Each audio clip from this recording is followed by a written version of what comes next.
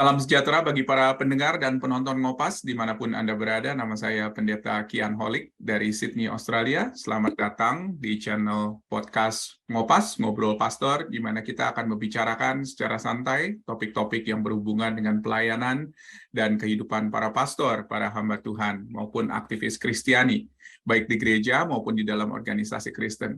Nah, sebelum kita melanjutkan, jangan lupa untuk subscribe channel ini dan nyalakan loncengnya di YouTube, supaya apabila ada video-video baru yang kami upload, Anda bisa langsung dapat mengetahuinya. Dan jangan lewatkan kesempatan untuk bertanya kepada narasumber di fitur pertanyaan atau komentar yang ada di bawah video Anda di YouTube ini. Jangan malu untuk bertanya, apakah itu pertanyaan yang timbul dari diskusi kita ataupun juga pertanyaan-pertanyaan follow-up lainnya. Dan jangan juga lupakan gunakan kolom komentar di bawah video Anda untuk mengusulkan topik-topik tertentu yang perlu digarap di Ngopas agar berguna bagi para hamba-hamba Tuhan dan rohaniwan lainnya. Saudara-saudara yang dikasih oleh Tuhan, khotbah adalah satu tugas pelayanan yang mulia bagi seorang hamba Tuhan. Tapi berapa banyak orang setelah kita selesai khotbah, ada yang bilang kok khotbahnya terlalu cepat, atau kok khotbahnya lama, atau mungkin lebih sedihnya ada jemaat yang tidur mungkin ketika kita khotbah. Itu mungkin adalah satu indikasi jelas buat kita, mungkin khotbah kita terlalu lama atau membosankan atau ada sesuatu yang harus diperbaiki. Lalu seperti apa khotbah yang efektif? Apakah diukur dari panjang pendeknya? Hal-hal apa saja yang bisa membuat sebuah khotbah itu efektif? Bersama dengan saya ada Pendeta Benny Solihin, dosen homiletika ya Pak ya, betul Pak? Dari Saat di Malang. Pak Benny, selamat datang di Ngopas. Apa kabar Pak? Selamat bertemu Pak Kian Kolik, kabar baik. Terima kasih udah boleh diundang datang di Ngopas ini. Dan juga shalom buat rekan-rekan semua. Puji Tuhan. Terima kasih banyak Pak Benny. Ini orang sibuk, saya betul-betul menghargai waktu Bapak nih untuk bisa spend time dengan kita. Pak Benny, boleh sedikit cerita sekarang Pak Benny di semester ini sedang mengajar apa saja di Saat? Pak Kian, sebetulnya saya sudah 5 tahun pensiun dari Saat, emeritasi. Jadi tidak ngajar lagi.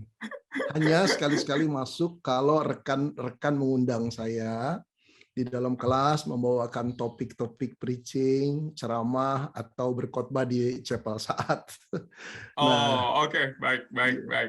Kalau gitu Pak Benny, apa saja seminar yang Bapak baru bawakan mungkin di Saat, mungkin itu sesuatu yang bisa kita coba kepengen tahu. Saya sendiri mendirikan sebuah lembaga, Indonesia Preaching Ministry.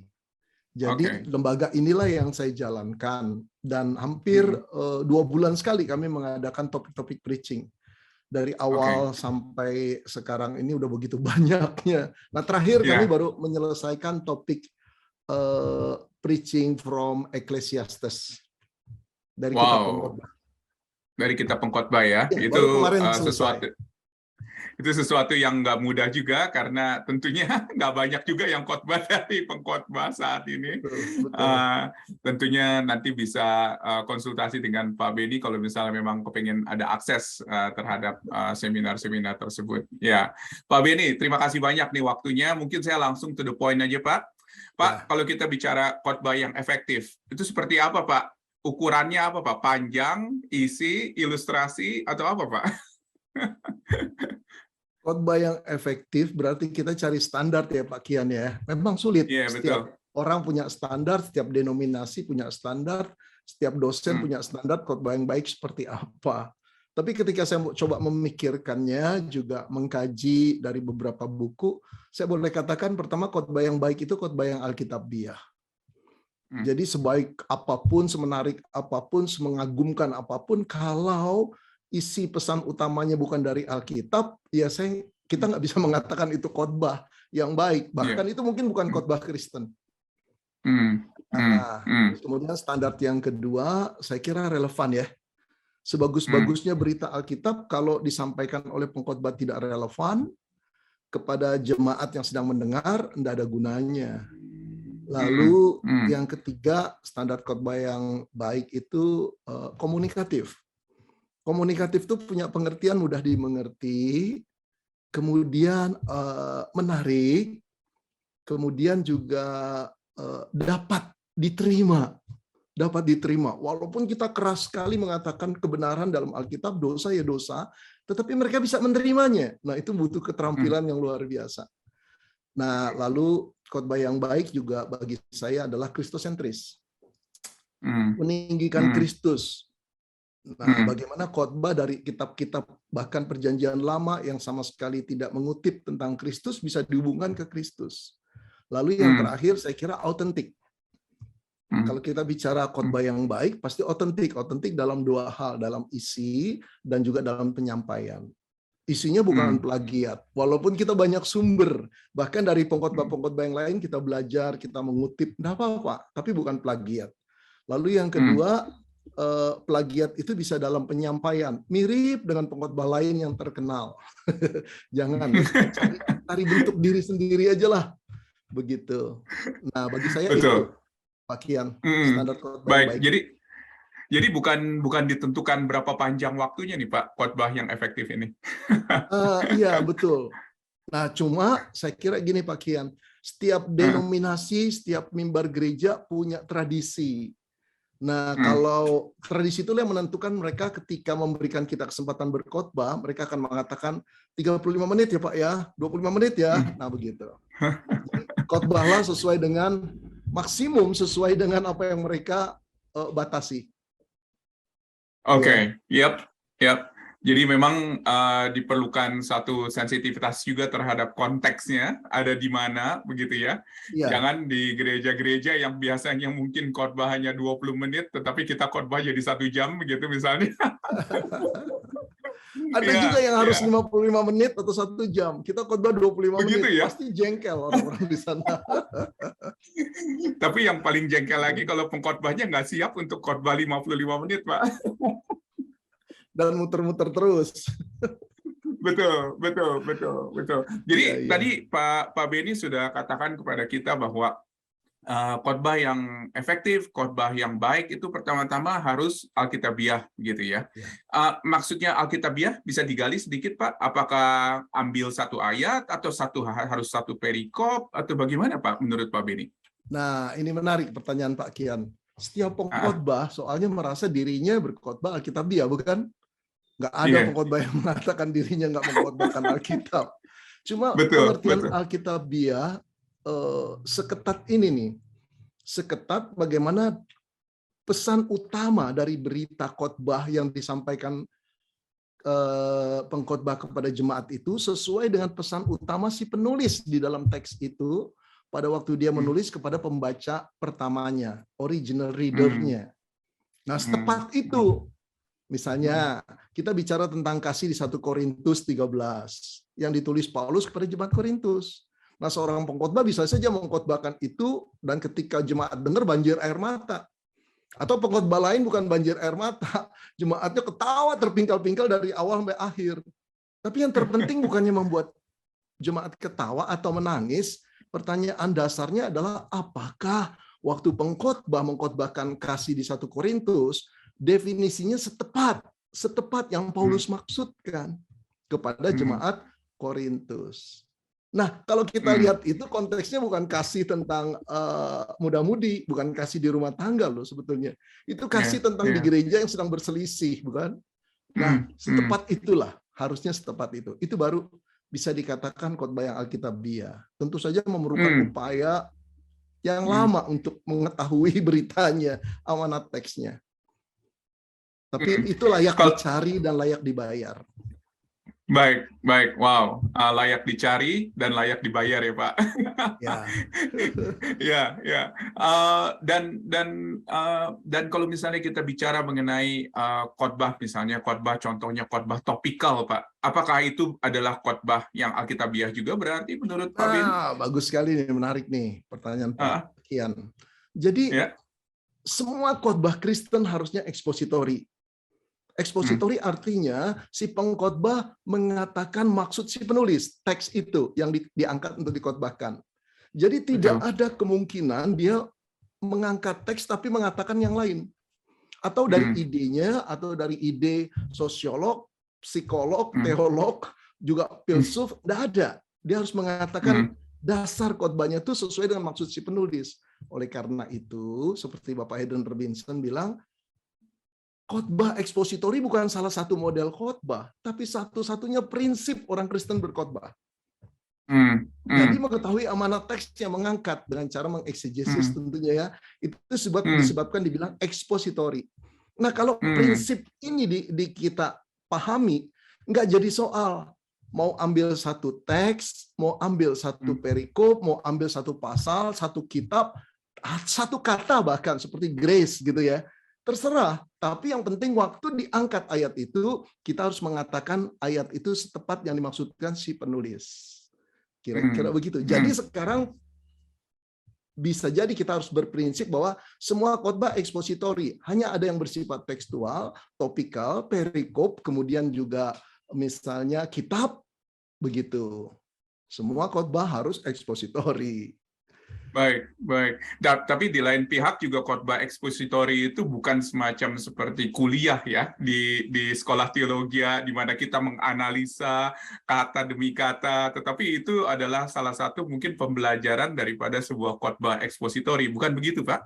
Iya, betul Pak Kian. Jadi sebetulnya kerumitannya ada di meja belajar kita. Ya, kita memeras keringat, memeras otak, diam berdoa, kadang-kadang pusing sendiri, itu bisa jadi antara 11 sampai 15 jam. Nah, setelah dapat beritanya, tugas kita seperti tadi saya katakan standar khotbah yang baik, khotbah itu harus relevan dan komunikatif. Komunikatif artinya mudah dimengerti. Ayo make it simple khotbah itu, jangan bikin rumit. Tolonglah jemaat supaya dia bisa mendengar dengan baik dan tanpa halangan tentang kata-kata dan pemikiran yang rumit-rumit. Sederhanakan. Baik, baik.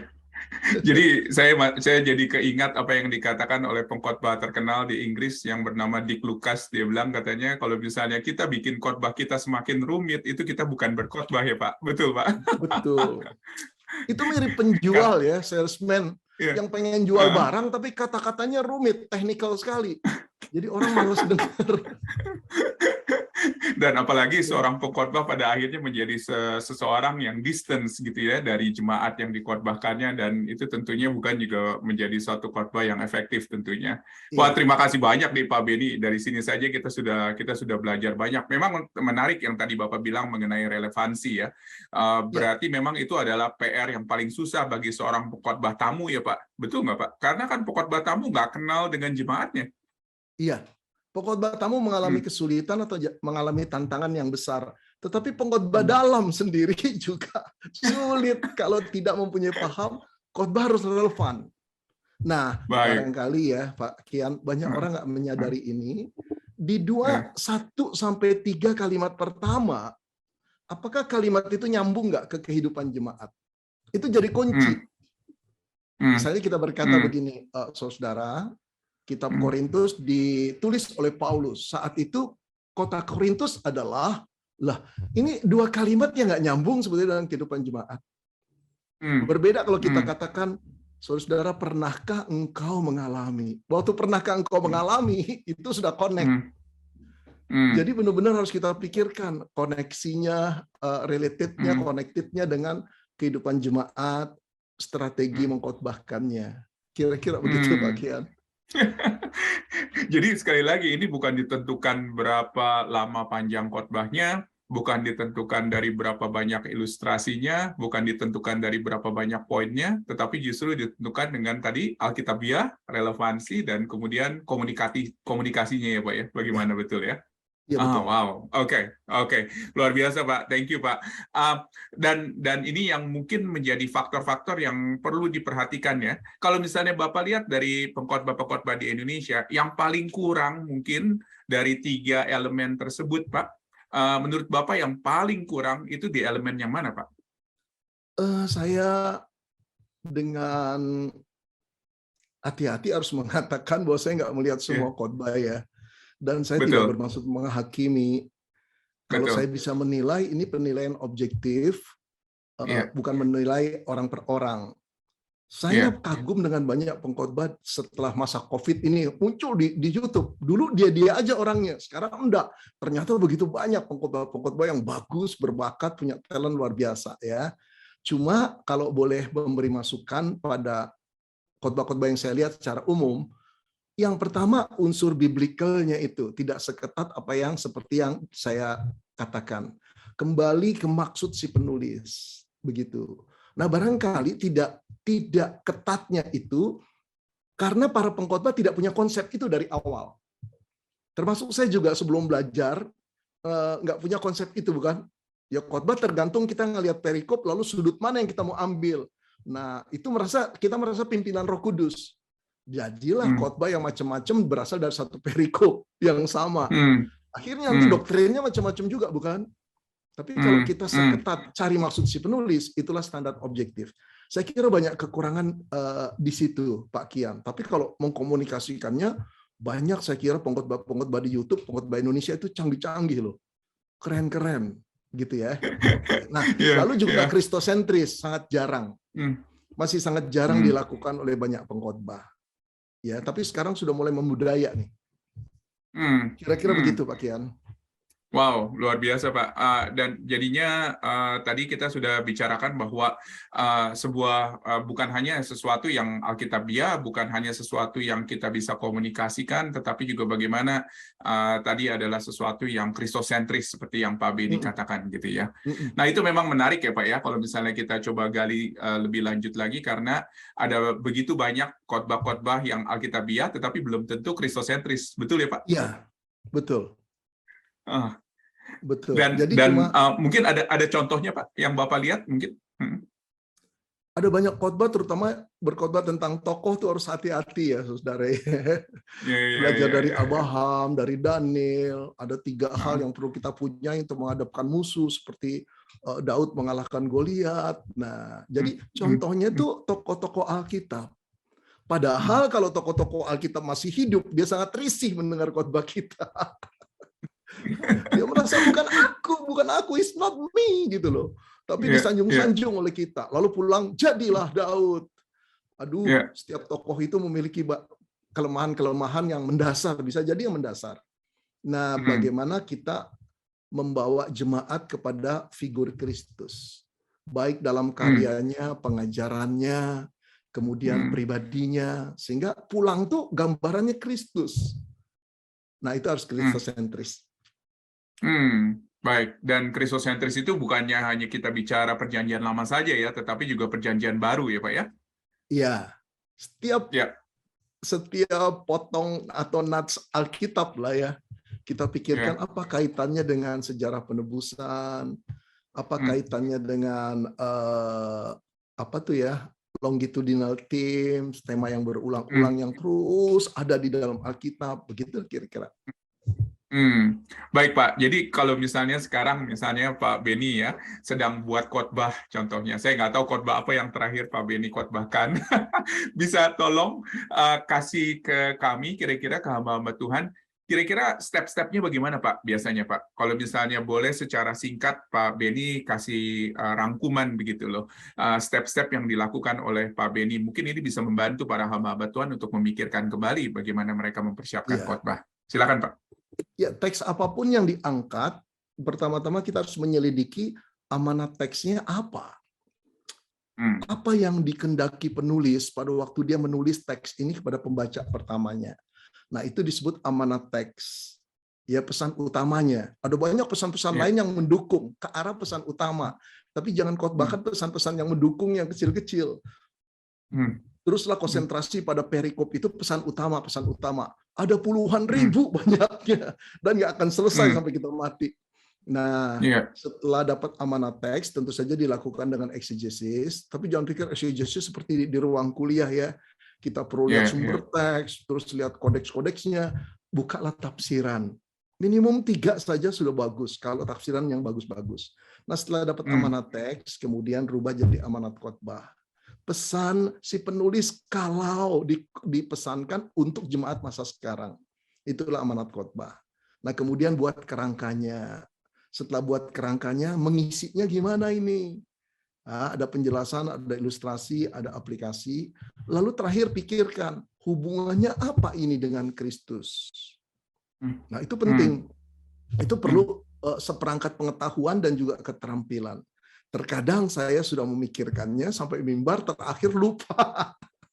Lupa juga, saudara, begitu duduk, lah, kristosentrisnya belum dilakukan. Ya sudah. Tapi bisa juga lupa. Nah, cuma di teks saya sudah siapkan biasanya. Cuma karena terlalu lama di bagian tengah, terburu-buru, hilang dah kristosentrisnya. Nah, kalau sudah duduk baru nyesel. Aduh, kok lupa sih? Gitu kira-kira Pak Kian. Baik, baik. Jadi pertama-tama mungkin sebelumnya tadi saya dengar Pak Benny spend 11-15 jam per khotbah, betul? Bisa jadi bahkan lebih banyak dari itu. Begitu ya? Wow. Iya. Wow. Lebih lama dari itu. Kira-kira selain memang Bapak membuka komentari, membuka tafsiran, melihat teks sendiri, kira-kira persiapan-persiapan apa lagi yang biasa Bapak kerjakan ya untuk membuat khotbah itu efektif begitu, Pak? Iya, sebelum buat tafsiran saya sendiri akan mengopi bagian Alkitab itu dari Sabda ke laptop saya di Word. Kemudian saya membuat strukturnya sendiri, memberi pertanyaan-pertanyaan kritis sendiri, ya. Nah, itu saja sudah makan waktu 1 hari. 1 hari itu mungkin 2 jam, saudara ya. Kalau pagi hari saya ambil 2 jam. Setelah itu saya harus kerja yang lain kan. Nah, itu kalau 5 hari udah 10 jam kan. Kalau saya persiapan sampai hari Sabtu itu sudah 12 jam. Bahkan kadang-kadang kepikirannya di jalanan kan, saudara, bawa di sini mikirin, lihat sesuatu, dapat ilustrasi begitu kira-kira. Jadi makan waktu juga. Nah, lihat komentari juga begini. Ketika lihat komentari 1, 2, 3 kok nggak memuaskan ya. Terus lagi lihat masuk yang keempat, masuk yang kelima, sampai puas atau sampai sudah cukup berhenti, waktunya nggak ada lagi gitu, nanti nggak cukup. Nah, kemudian mulai mengetik, membuat naskah khotbahnya kata per kata, kalimat per kalimat. Kira-kira begitu. Oh wow, jadinya itu betul-betul adalah sesuatu yang memang direncanakan secara cukup panjang lebar, dipikirkan, didoakan tentunya, dan juga terakhir diketik ya Pak ya, kata per kata Pak, masih Pak, kata sampai per sekarang kata, Pak. kalimat per kalimat. Wow, itu saya rasa bukan orang yang pandai disiplin. Bicara, jadi saya harus tulis dulu. Tapi waktu di mimbar, saya akan lepas saja. Kalau perlu dilihat, saya lihat. Ngomong aja begitu. Karena kita udah nulis kan, kemungkinan besar 80% sama. 20% bisa lupa. Never mind. Dan biasanya Pak Benny sebelum khotbah melihat teks itu lagi sekali lagi, iya, atau bagaimana? Betul ya? Betul. Sebetulnya sebelum berangkat, malamnya saya sudah baca lagi. Baca sembari ngomong loh, saudara, seolah-olah saya khotbah di kamar saya. Nanti pagi hari saya ulang lagi. Lalu jam 6 pagi, kalau khotbah pertama jam 6 pagi, sebetulnya itu bukan khotbah pertama, itu khotbah ketiga saya. Sabtunya pertama, Minggu paginya subuh kedua, yang itu ketiga. Tapi kalau telat bangun Pak Kian, wah kacau lah saya. Wah, ini kalau istri dan anak-anaknya ikut, ini bukannya khotbah ke satu lagi buat mereka, ini khotbah kesekian nih Pak kelihatannya, karena di rumah udah dengerin juga. Iya. Wah, terima kasih sekali nih Pak Benny dari pengalaman yang begitu kaya. Saya yakin dan percaya bisa memperkaya para hamba-hamba Tuhan yang mendengarkan ini. Mungkin kalau misalnya ada tips-tips Pak yang bisa diberikan Pak kepada hamba-hamba Tuhan yang lain, mungkin dari apa yang Bapak pelajari begitu ya, kira-kira membuat khotbah yang efektif. Ada tips-tips lain Pak yang menurut Pak Benny penting, apa yang dari Pak Benny pelajari, mungkin dari pengalaman ataupun juga dari hal-hal yang lain? Yang pertama-tama, saya kira teruslah berkeinginan, punya passion menjadi pengkhotbah yang lebih baik dari minggu lalu. Bukan untuk nama baik kita, mencari popularitas, Tetapi kesukaan kita adalah ketika kita mengabarkan firman yang dipercayakan Tuhan itu dengan jelas, mudah dimengerti, lalu kemudian menarik dan berbicara kepada peserta atau pendengar. Lalu mereka berkata, terima kasih Pak, Tuhan mengatakan. Nah, itu berarti tugas itu kita jalankan dengan baik. Jadi jangan pernah berhenti untuk berkeinginan menjadi pengkhotbah yang lebih baik dari minggu lalu. Yang kedua, eksplorlah diri sendiri. Jangan mengatakan, saya memang nggak bisa cerita. Ayo belajar. Ayo banting tulang. Ayo mati-matian berlatih. Nggak apa-apa. Hari ini kita nggak bisa, tahun depan, 5 tahun lagi berbeda kita. Tapi kalau berhenti belajar, ya sudah berhenti dah. Karunia yang Tuhan beri nggak bertumbuh. Jadi teruslah mengeksplor diri. Gagal nggak apa-apa. Setiap orang juga profesional yang kita kenal itu gagalnya begitu banyak, tapi mereka nggak menyerah. Nah, teruslah berlatih. Yang ketiga, jadilah pengkhotbah yang bergantung pada kekuatan Roh Kudus. Ketika kita mau persiapan, ketika kita mau naik mimbar, kita perlu berkata, seperti saya berkata ya, Tuhan, jangan biarkan hamba-Mu jadi badut di mimbar tanpa pertolongan Roh-Mu. Buat apa ya? Saya tahu hati-hati ini nggak bisa dirubah, kecuali dengan kekuatan Roh Allah. Jadi bersama dengan Roh Kudus nikmati. Nah, kadang-kadang saya membiarkan bagian penutup khotbah saya kosong. Saya pengen Roh Kudus pimpin saya kemana ya? Nah, tapi tentu saja nggak akan melebar karena saya punya amanat khotbahnya, punya kerangkanya. Cuma bagian terakhir itu mau berhenti di mana itu seni dan itu saya menikmati pimpinan Roh Kudus. Terkadang saya buka begitu saja. Nah, itulah pesan-pesan saya. Nah, yang mengenai amanat khotbah dan amanat teks itu, Pak, itu mungkin Bapak tulis pertama-tama sebelum khotbahnya supaya selalu diingatkan ya? Apa begitu atau bagaimana? Iya, semua tertulis. Ya, baik. Semua tertulis. Baik. Nggak ada yang datang tiba-tiba. Tapi sangat mungkin ketika saya berkhotbah, ada yang tiba-tiba muncul. Cuma saya membiasakan diri untuk tidak banyak yang tiba-tiba itu dikatakan, nanti malah nggak karuan gitu ya. Betul. Wah, terima kasih banyak Pak buat waktunya nih Pak Beni. Pak Beni, tentunya kita melihat ada tantangan yang luar biasa besar begitu ya untuk para hamba-hamba Tuhan untuk bisa menyampaikan firman Tuhan secara setia dan juga bisa relevan dan juga bisa komunikatif ya Pak. Maksudnya supaya betul-betul bisa engage begitu dengan audiensnya. Dan tentunya kita kepingin juga melihat bagaimana firman Tuhan untuk terus diberitakan di mana-mana tempat ya untuk kemuliaan dan kebesaran nama Tuhan. Pak Beni, terima kasih banyak buat waktunya. Saya sangat apresiasi sekali. Bisa minta tolong berdoa Pak di akhir ini Pak untuk bisa doakan para hamba-hamba Tuhan agar mereka bisa menjadi pengkhotbah yang lebih setia kepada Alkitab, kepada firman Tuhan. Terima kasih Pak. Thank you Pak Kian untuk undangannya, untuk kesempatan saya berbicara. Mari kita berdoa. Bapa dalam surga, kami berterima kasih Engkau telah menyelamatkan kami dengan pengorbanan anak-Mu yang tunggal. Bukan hanya itu, Engkau memanggil kami yang tidak layak untuk menjadi duta-Mu. Ya Tuhan, ada ribuan kali kesempatan kami mengabarkan firman. Berilah kami juga Tuhan kesadaran bahwa kami meninggikan Engkau, bukan meninggikan diri kami sendiri. Tuhan tolong kami yang lemah ini, juga setiap hamba-Mu yang mendengarkan acara ini, untuk terus-menerus berguru kepada Tuhan, bersandar kepada Tuhan, mengandalkan kekuatan Roh-Mu ketika mempersiapkan firman dan juga menyampaikannya. Berikan kami untuk melihat kehidupan jemaat yang menjadi pendengar firman-Mu dirubah oleh Tuhan. Ya Tuhan, kami hanya hamba, Engkaulah Tuhan kami. Teruslah beracara kepada hidup kami dan pelayanan kami. Berkati juga Pak Kian Holik di dalam acara Zoom ini. Kiranya Tuhan memberkati terus dan menjadikan beliau terang dimanapun Pak Kian dan keluarga berada. Terima kasih Bapak, dalam nama Tuhan Yesus kami berdoa. Amin.